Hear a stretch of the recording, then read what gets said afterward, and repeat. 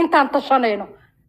يا دجالك كعي يا دبادة جيس يا أفر سنة جاجدة إن بريس أمريكان كديار يجوا وطن قرأوا صدادين سوماليا جارسي أبارتي قرن كهد أو لهوجي يلا يا سبب هذا دجال كاس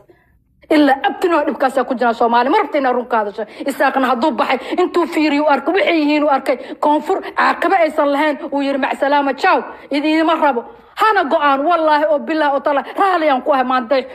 إداس حرمو دلسي نبضي هايستان كلا دنبيني هايستان شرع شاي هايستان حد قد مجرو كي دولكو حد قد حبسي الدقايا وينيقى في عنيين محان لغا أقول دقنا هاي تن لفت قرينا كوسو هرتي لفت قرينا جنبالك وحي تورة دقالك مالنتو سومالي دباتات بلا إدو تورتا هدانا تورو يسو محيو سمينا أيان دباتات إدا عدوات عيارتو دي لوحي وهنتي يأرقق ياكون ولا تكو قرنا مركا تنا لغو فينا إذا كإثيوبيا ولقيدة جوكتي وجوكتي يجا إلى لنا أمازون كم دهاين بينا بيجوجين وقت فرماجة جوجين هذا يجوجين وحسن شيخ محمود ومدرنا أوجد هذا يصابحين مياه هذا يصابحين هذا تشكل قوي فينايا هذا تشكل قوي فينايا أنا عقلي أنا لوجد ديلين أنا عقلي يا لوجد ديلين سومالين عد إسربت ماله إساق بحي مجرتين وأسكتوا وحكا وقرمله ونبدو أنا جانا وابحينا نقول بحالك كلبحه حمرا كوسو هرت حدون تيدا كدوغ هانتيان كليا رير كيغا دغن ميشان كوسو كرواي هدانا هدايب سان تايب سان بهداي تايب درس وداغان كو اقاني درس جعيلان كو اقاني waa la qaxay waa la wixii dhibaato dhacday wallahi bila gurigeena abgaala ilaalna oo driskeena oo maanta tacliintaana dhigana oo dhigto iskoolkan aan dhigto carabiga aan xasoo aqrinaay wiil abgaalaga Allah u naxariisto daawud oo hooyaday reerkayga cisho milxay wadiyeen reerkaasi macaankaasi wanaaggaasaan ugu wada dhixay qabiil ma jirin eedii habar yaraa la isdhahay haddana cid rabta ma jirto cid rabta ma jirto yaa gaarsi aad barbaxay maxaa nolosha loo toosin waay yaa heerkaana gaarsi in daddan ciyaarto inta imaatay la shiidiyay la tuuriyay ilmo inta saab walaashay maanta aad aragtaynuku laakiin horaan oga anigu way joogaan ciidamadu xamar wixii xagga ka xiga inay koonfur galbeed gado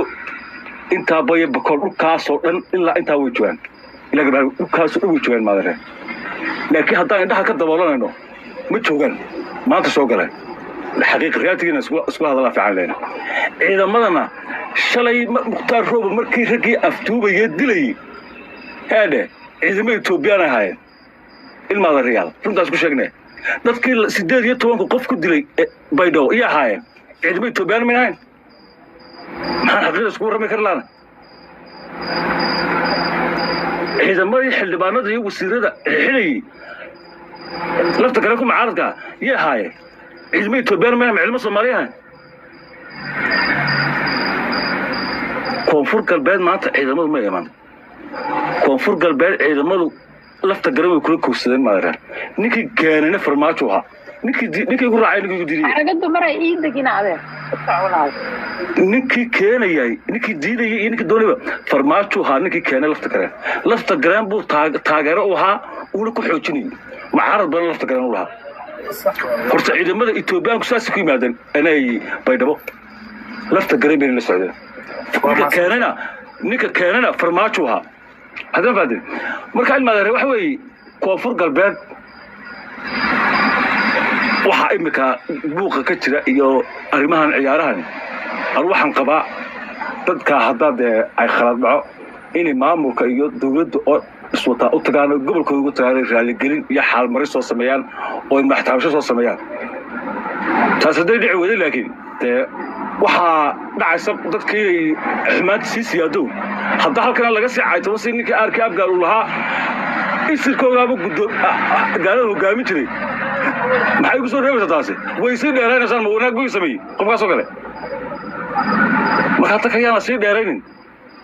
war wixii uu dhacay qofku xaqaylo qofkan waxba gubaya xaqaylo wuxuu daraas ka yahay uu iska aamusi adna meel dooso ka gali mayso way qofkan marba waxba gubaya wa bilaadan وانا كبحي السلام عليكم waa maasantii aniga akeygu waaye horta aniga waxaan ku soo gaaray gabadhii hadleeda dagaal baa dhacay kan way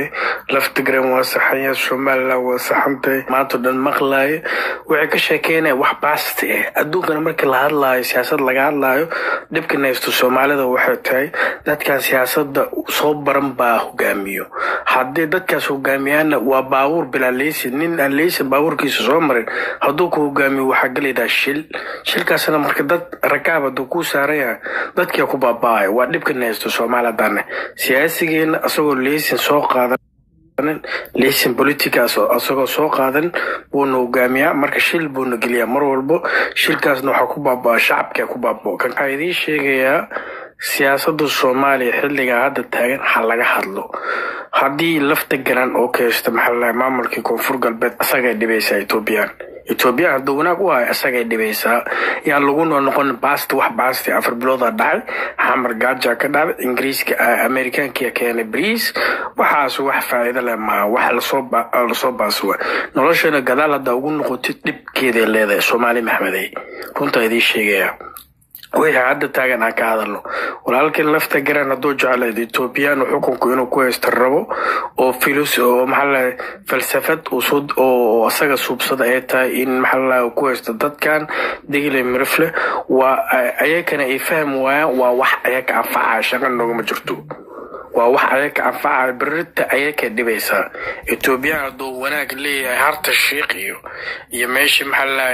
جيجي مركز جيجي أنا أذكر بجيجي كبحي إلى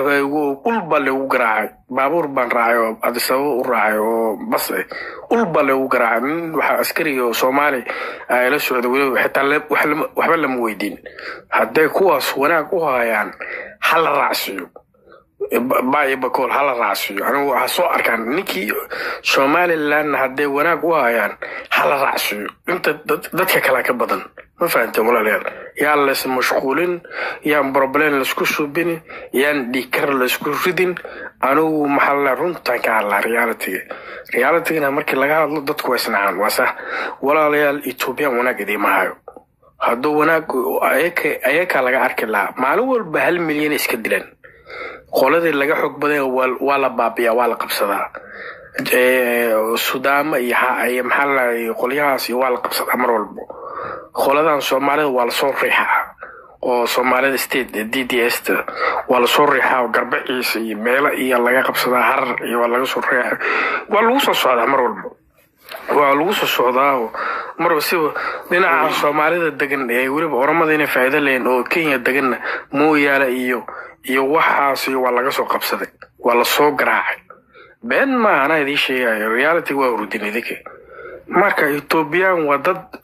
dadkooda badan yahay dhulka ku yar dadkooda badan dhulkiya ku yar marka dhul bay raadiyaan dad waxay arkay ciyaalo suuq oo Soomaali la yiraahdo oo problemaad beenbeenis oo reebenaad ku nool oo ay shaqaysanin oo 6 saac dad seexda maalintii 6 saac markii la gaaro Soomaaliya shaqada waa laga nastaa dad saas bay soo arkay dad subaxii u baahan Soomaaliya haddii ay rabtiin in maxallay maanta dalkeena aan wanaag ku soo celino waa in anaga ka fikirnaa waxa muhiimada waxa dalkeena aan u istaagno lafta garan hadduu xun yahay dadkiisa ha ugu horeeyaan ha soo qabtaan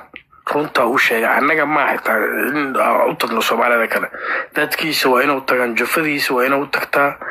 waa in maxallay dadkiisa looga horeeyaan waa inay soo qabtaan laga soo horeeyay sugnaade wiil kale Soomaaliya macna dare inuu ku dhinto halkaas ma fiicno kan kale Muuse Bici sidoo kale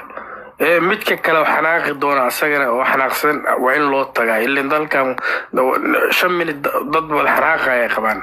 dad oo wada siyaasiyiin oo iska xanaaqay oo wuxuu xanaaqeen la garanayn oo politikada soo gaabi banka meesha ku qoran ee gabadhu ay tiri topic ah laga hadlo waa in lagu ekaada aniga taas my opinion waa aragtidayda marin habaabinta kale waxa kamid ah iyadoo mawduucan laga hadlayo qofku inuu wax waa hore dhacay iyo saana loo galay iyo ciyaartoy baa la laayay ciyaartoydu meel adduunyada meel kasta way ka dhacdaa ciyaar daawanaya inay istooriyayaan inay falgaystaan iyadana xalkeeda ay leedahay arrintaas waa laga soo gudbay xasan sheekhna lagu ma eedayn karo lafta gareen laguma oodayn karo مسؤولين كلو دولتنا لقمة إذا كان لكن سبب وحليان يوم أرتم أنت أصلا هاوشو تاي واحد صهر يضل كأنه لفت قرينا ماله دنينا مال حسن شيخنا ماله وضل مقع عليه والصومالي اللي يرهدو إن حسن الشيخ محمود ومدحوينها ضدك الصومالية دولهم ويتشيدان أفر إلى وقتن كالسعمر والبقطبط بوقبطاه ولا وردل كأني ماشي أصلا هيرك أي كجادي تيفيق قرنكا wuxuu soo qaatay sawirka abi wuxuu dadka Soomaaliyeed u sheegay abi inuu cadawga Soomaaliya yahay waxasan Sheekh Maxamuud sheeg maxay rabeen dadka Soomaaliyeed xasan Sheekh inuu u sheego xasan Sheekh dagaalkiisa wuu cadeeyay xukuumaddiisuna way cadaysa muxuu yahay marka waxa lagu haysta dadkeena ama ha joogo garbahaar iyo xabashaha keeno ama ha joogo garow xabashaha soo kaxeeyo ama luuhayaha ku soo hogaansho marka dawladda federaalka oo Soomaaliya lagu marmarsoon lafta gareen dalka malahan gobol buu mas'uuliyad ka yahay haduu Itoobiyaan keenana dawladda federaalka ba mas'uul ka ah arinta hadii asagu uu ka waantoomi waayo dawladda federaalka ba arrimahaas shuqul ku leh sayid midda seelac uga gilgilatay oo uga dooday baa looga doodi doonaa dalkeenana dadka badan oo dad dhaliilahayo toobaraaca wada war dalkeena Itoobiyaan malahan waxa inaga ina ka dhaxeeyo wax meela laakiin waxa inaga ina ka baxsan oo Itoobiyaanku dalkeena ka gees ciidamada ku soo daabulahayaan